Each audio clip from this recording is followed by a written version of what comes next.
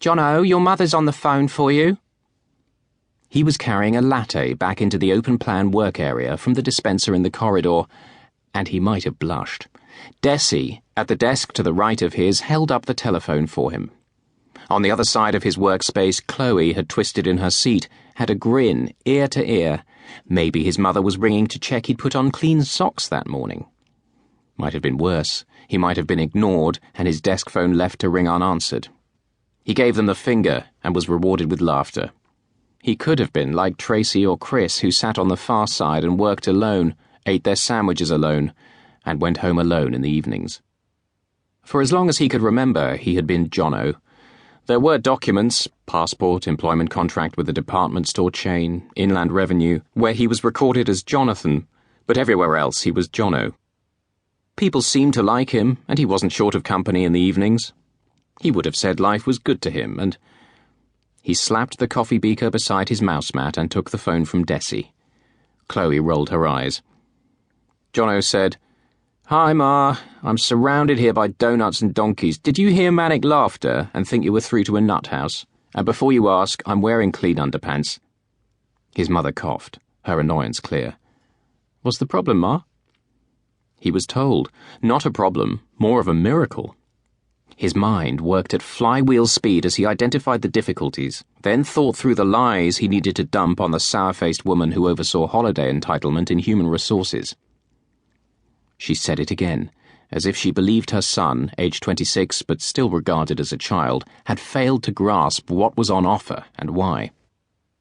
"Have you written down the dates?" "Yes, Ma." "Stansted would be best. That's where the cheapest go from. Jono?" "Yes, Ma."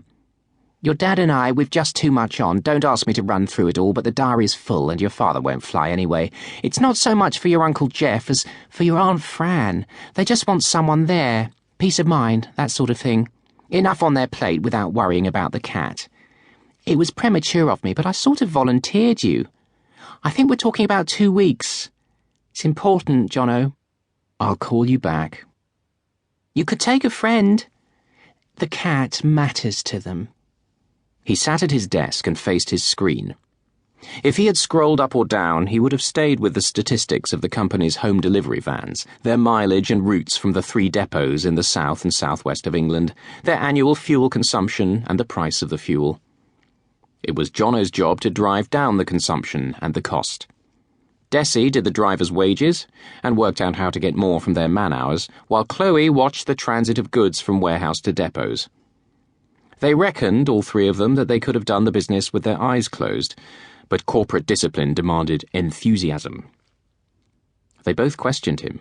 Had he won the lottery, or had his father done a runner? He smiled, then gave a little snort, as if his mind was made up. He left the latte on his desk, with the mileage, consumption, and tonnage, and let a sharp smile settle on his face.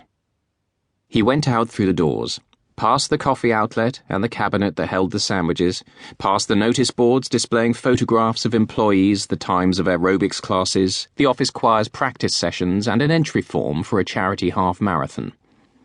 It was neither exciting work nor an inspirational setting, but it was a job. His parents lived in a village between Bath and Chippenham, a mile off the old A4 trunk road near to Corsham. He went home once a month and heard a regular litany. Which of their neighbours' kids were on a scrap heap, temporary or permanent, having failed to find work? Truth to tell, enough of his friends from university were out of a job, pounding the streets or stacking shelves and looking at dead ends. He went down 1 floor in the lift. How would he have described himself? Better, how would others have described him? Average, conventional, normal, a decent sort of guy. He made way for the director who oversaw that floor, and was rewarded with a manufactured smile. He wondered if the guy had the faintest idea who he was and what he did.